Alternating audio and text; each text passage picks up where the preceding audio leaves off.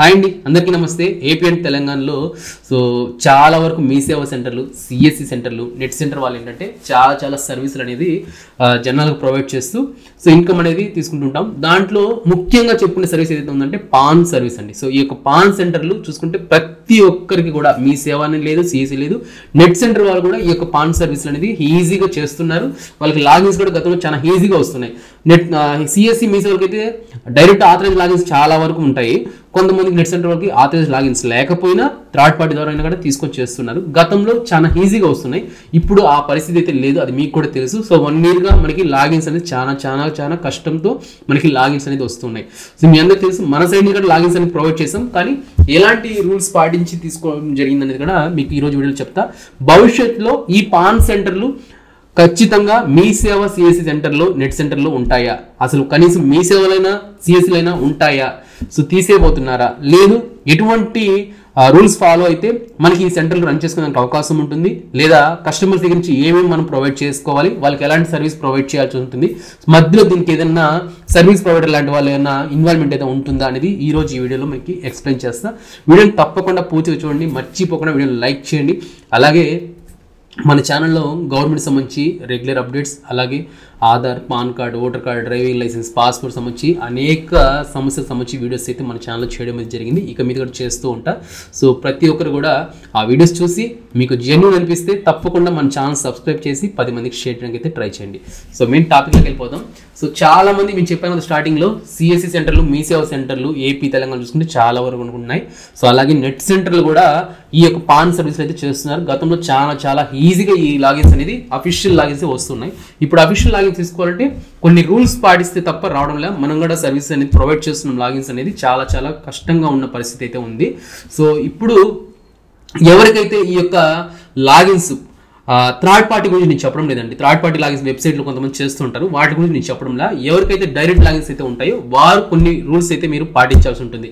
లేకపోతే మీ యొక్క సెంటర్స్ అనేది తాత్కాలిక ప్రస్తుతానికి కొన్ని రోజులు మాత్రమే మీకు రన్ అవడమే జరుగుతుంది తప్ప తర్వాత మీకు లాగిన్స్ అనేది మీరు ఎన్ని చేసినా కొత్త లాగిన్స్ కూడా రావు. ఎందుకంటే మీరు ఆల్రెడీ ఆధార్ నెంబర్, పాన్ నెంబర్తో మీరు పాన్ సెంటర్ తీసుకునేటప్పుడు ఎంటర్ చేస్తుంటాం కనుక ఇంకొక సెంటర్ రావాలన్నా కూడా రాదు. ఇప్పుడు మనం ఏం చేయాలంటే, మీ అందరూ తెలుసు పోలీస్ వెరిఫికేషన్ గురించి చెప్తున్నావా అంటే పోలీస్ వెరిఫికేషన్ గురించి చెప్తున్నా, బట్ ఏమేమి చేయాలని కూడా చెప్తున్నా ఈ వీడియోలో. ఫస్ట్ ఆఫ్ ఆల్ మీరు మనకి పాన్ సెంటర్ రావాలంటే రెండు సర్వీస్ ప్రొవైడర్ నుంచి వస్తాయి. ఒకటి యూటీఐ నుంచి వస్తుంది పిఎస్ఏ లాగిన్స్, ఇంకోటి వచ్చి ఎన్ఎస్డి నుంచి డైరెక్ట్గా పామ్ ఐడీస్ అనేది రావడం అయితే జరుగుతుంటాయి అనమాట. మనం ఈ యొక్క సర్వీస్ ప్రొవైడర్స్ నుంచి మనం పాన్ కార్డ్స్ అనేది చేస్తూ ఉంటాం. ఫస్ట్ ఆఫ్ ఆల్ ఎన్ఎస్డిఎల్ నుంచి చూసుకున్నట్టయితే ఫస్ట్ మీరు చేయాల్సింది ఏంటంటే, ఎన్ఎస్డిఎల్లో మీకు ఆల్రెడీ ఎన్ఎస్డిఎల్ ఎవరైతే లాగిన్స్ తీసుకుంటారో వారందరికీ ప్రతిరోజు మూత మోగినట్టుగా మెయిల్స్ అయితే వస్తూనే ఉంటాయి. ఈ రూల్స్ పాటించండి. ఈ డాక్యుమెంట్స్ అనేది మీరు కలెక్ట్ చేయండి. కస్టమర్ దగ్గర నుంచి ఎలా కలెక్ట్ చేయాలో కూడా వాళ్ళు అక్కడ క్లియర్గా చెప్తున్నారు. అలాగే మనకి జూమ్ మీటింగ్స్ కూడా కండక్ట్ చేసి ప్రతి వారం ఒకసారి కూడా మనకి జూమ్ మీటింగ్ అయితే కండక్ట్ చేస్తున్నారు. మీ మెయిల్కి వస్తున్నాయి యూజర్ ఐడి, పాస్వర్డ్ కూడా. అక్కడి నుంచి మనం జూమ్ మీటింగ్ వెళ్తే కూడా మనకు ప్రతిదీ ఇన్ఫర్మేషన్ తెలుస్తూ ఉంటాయి.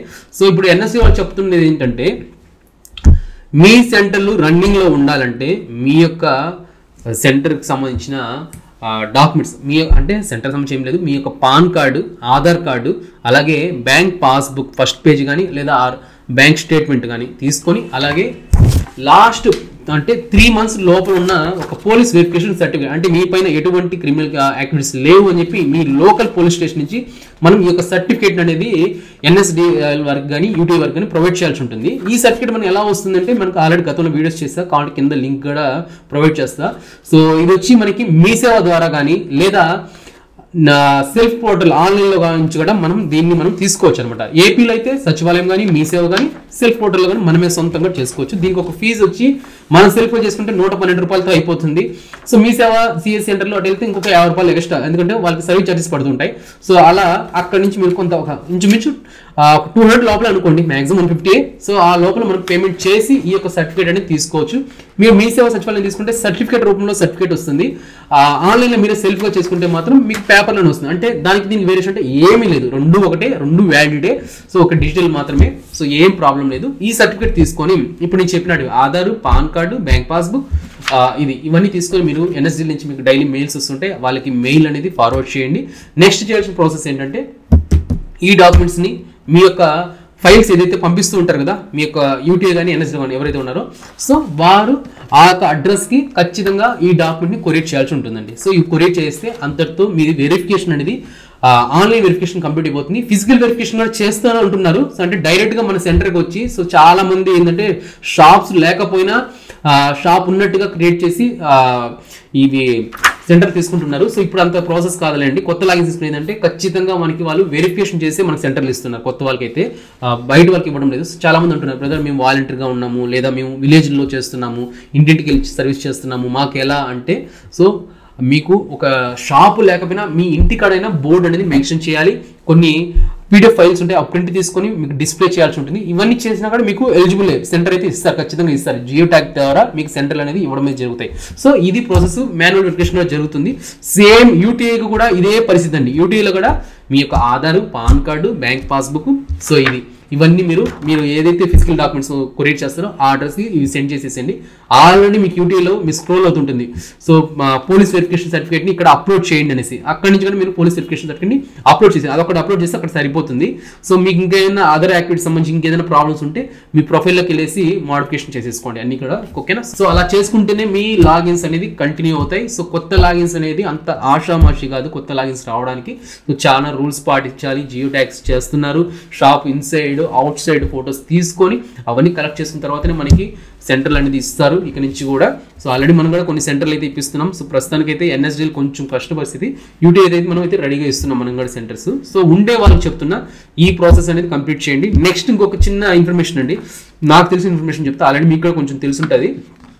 ఎవరైతే కస్టమర్ మన షాప్కి వచ్చి మీరు ఎన్ఎస్డీలో చేయండి, యూటీఐలో చేయండి, ఏదైనా కూడా చేయండి, మీరు కస్టమర్ మన షాప్కి వచ్చి పాన్ కార్డ్ అప్లై చేయాలంటే కస్టమర్ దగ్గర నుంచి మనం కలెక్ట్ చేస్తాం కదా డాక్యుమెంట్స్, వాళ్ళ ముందర పెట్టుకొని వాళ్ళ దగ్గర అన్ని మన జిరాక్స్ అనేది తీసుకొని మనం అప్లై చేసి అక్నాలజ్మెంట్ వాళ్ళకి ఇచ్చిన తర్వాత అక్కడే సీల్ వేసి, అంటే మనకి సీల్ మనం ప్రొవైడ్ చేయమని చెప్పారు కదా ఎన్ఎస్డీ వాళ్ళు కానీ యూటీ కానీ, పాన్ పర్పస్ ఓన్లీ అనేసి సీల్ ఒకటి వేయాలి కదా, ఆ సీల్ వేసిన వాళ్ళ ముందరే వేసి సంతకాలు పెట్టించుకొని ఆ తర్వాత వాళ్ళు పంపించాలి. యాక్చువల్గా వాళ్ళు చెప్పింది ఏంటంటే కస్టమర్ దగ్గర నుంచి ఆ డాక్యుమెంట్స్ అన్ని తీసేసుకొని సీల్ వేసి వెంటనే ఎన్వలప్ పేపర్లో పెట్టేసి ప్యాక్ చేయాలన్నారు. ఒక్కొక్కరికి మనం ఎన్వలప్ పేపర్లో పెట్టి ప్యాక్ చేయాలంటే అది అయ్యే పని కాదు. మనకు వచ్చే కమిషన్ ₹2 కోసం అంత ఖర్చు అయితే మనం భరించలేము. సో బట్ ఏంటంటే చెప్పడం అంటే తప్పుగాని కాదు. సో వాళ్ళు చెప్పే కూడా మన మంచిగా, అంటే కస్టమర్ డేటా మిస్యూజ్ కాకూడదని చెప్తున్నారు. సో మనం ఏం చేయాలంటే మనం మిస్యూజ్ చేసుకుంటే ప్రాబ్లం వచ్చేది కస్టమర్ కాదు, మెయిన్ యాక్చువల్గా ముందులా కాదు. మీ యొక్క ఇవన్నీ ఎందుకు పెడుతున్నారంటే పాన్ అదంతా డేటా ఎందుకు కలెక్ట్ చేస్తున్నారంటే ఏ మిస్యూజ్ జరిగినా మీ వల్ల మీ మీద క్రిమినల్ యాక్ట్స్ తీసుకుంటారు కనుక. సో ప్రతి ఒక్క డాక్యుమెంట్స్ కూడా నీట్గా కస్టమర్ ముందే సీల్ వేసి సంతకం పెట్టి అవన్నీ కూడా జాగ్రత్త పరిచి ప్రతి నెల మీరు ఎన్నైతే అప్లికేషన్స్ చేశారో అవన్నీ కూడా కొరియర్ చేసే విధంగా ట్రై చేయండి. మీ దగ్గర పెట్టుకోవద్దండి. సో ఎందుకంటే ఎప్పుడు వస్తారో తెలియదు. లోకల్ ఇన్కమ్ ట్యాక్స్ ఆఫీస్ నుంచి అయితే మనకి వెరిఫికేషన్కి వస్తుంటారు. మన దగ్గర ఎటువంటి డాక్యుమెంట్స్ ప్రీవియస్ 1 month లోపల ఏదన్నా ఉన్నా కూడా మన సెంటర్ కోడ్ అనేది బ్లాక్ చేయడం అనేది జరుగుతుంది.